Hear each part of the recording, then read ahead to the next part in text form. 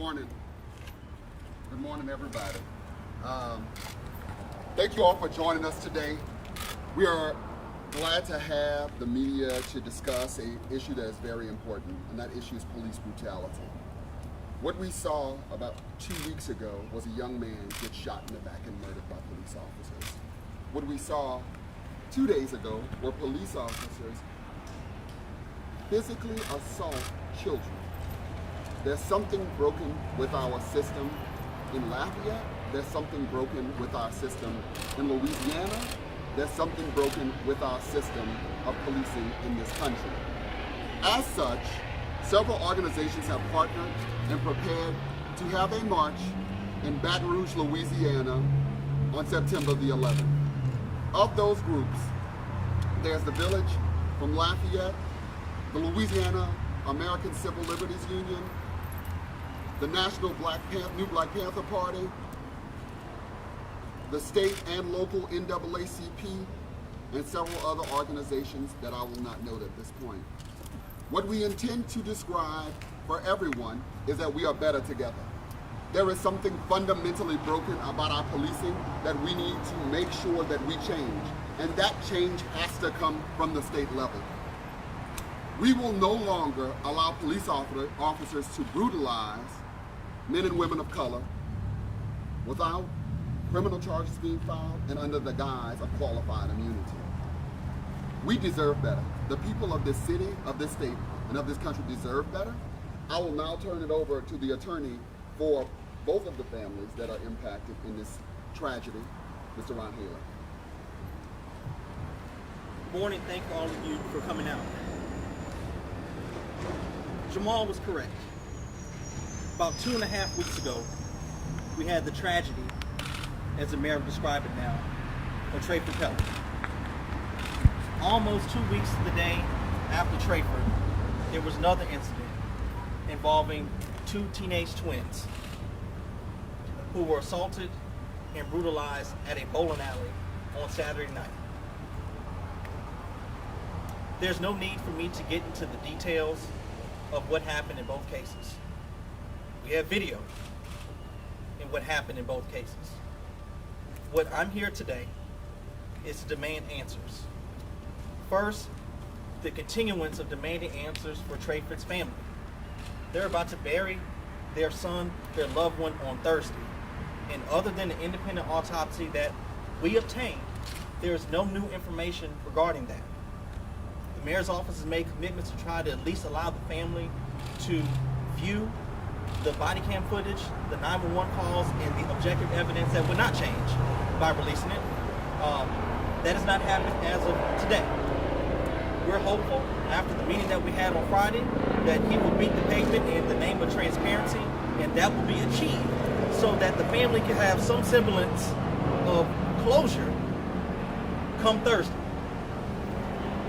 Fast forward to what happened Saturday. If the state police is not taking this investigation over in regards to what happened to the Celatine twins,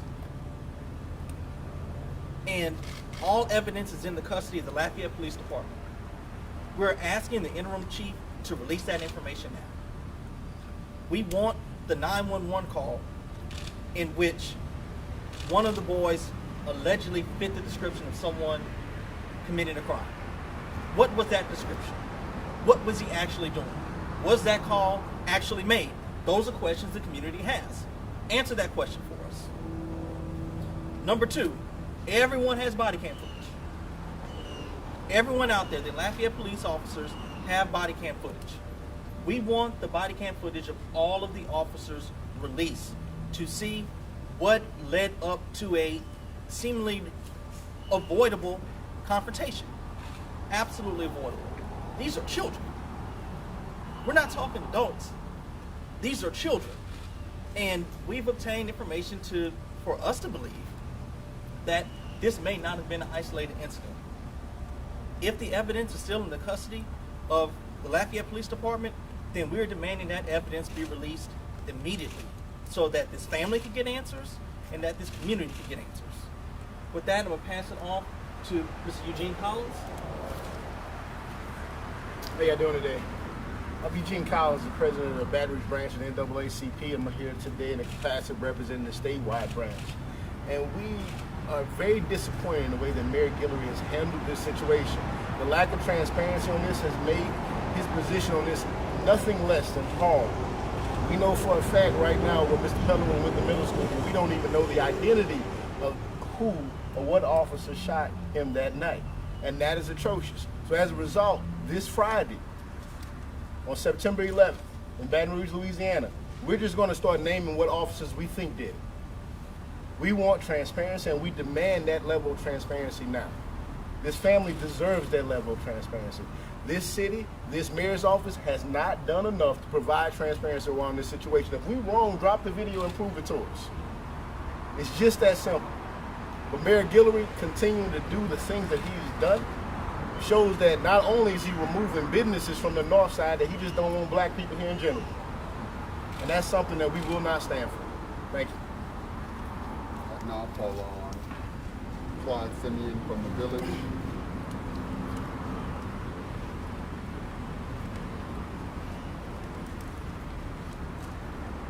I have a question. Should every black child have a chance? A chance not only to survive, but to thrive while living in an idea of another man's mind? An idea that says one thing, but means another. Liberty and justice for all, but black children aren't free. And when dealt with, justification seems to come before justice. Innocent until proven guilty, but black children are publicly executed after only accusations. How horrible an idea where a dog is seen as more of a human than a black child is. Where even other black children don't see the humanity in themselves and other black children, and in turn perpetuate the same hate on their own people that they so desperately have been trying to escape. What kind of a world is this where the question is, should every black child have a chance? And 9 times out of 10, the answer is yes. Yes, they should have a chance. And that's fucking ridiculous. No black children should not just have a chance, but they should have more than a chance. A regular day-to-day encounter should not have the expectation of becoming a near-death experience, or in Trayford's case, a fatality. Content of character is the only thing someone should be judged by, but who am I to pass judgment on my brothers and sisters? That is not my place. That's the higher power's place. And man will crumble trying to play God. Black children deserve more than what they've been shown. Black children should be protected and not filmed by observers during acts of blatant injustice. Would you not protect someone you loved when you saw that they were being mistreated? So why are black children different? Why does a grown man kneeling on the neck of a black child procure a reaction of condemnation of the child and not outrage against his attacker? Why are you so heartless?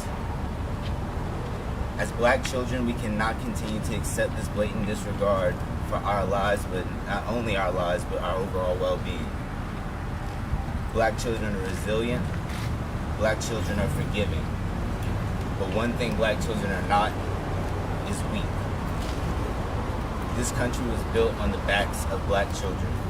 So until we feel like we are treated the same as our counterparts, we will shake the fucking foundation of this country. Peace demands justice, but without one, the other can't exist. Thank you. Thank you all to the media and to those who are watching for continuing to, and those who are here sharing the stories of what's going on in Lafayette. For too long, Lafayette has been a city that racism and evil has been kept under the rug. We always talk about this sense of nice racism that we have here in Lafayette. And what we are saying here today is that no longer will we continue to accept the status quo. No longer will we continue to accept the fact that Lafayette is the happiest city in the world, and yet men that are innocent can be slaughtered in the streets. Children can be beat up and ganged up on by police officers that are meant to protect and serve us. Those that we pay, we are literally taking our tax dollars and paying gangs to slaughter our children in the streets. We are sick and tired of it. It is your responsibility as the media, as well as it is mine as the leader, and those of us that are here to make sure that this does not continue to happen. we have a humane responsibility to our people, to the people of this city, and to the people of this state to continue to express the truth. The truth is that black people and black children in particular in this city are not looked at, are not treated the same way as others on the south side of the city. So we must continue to fight.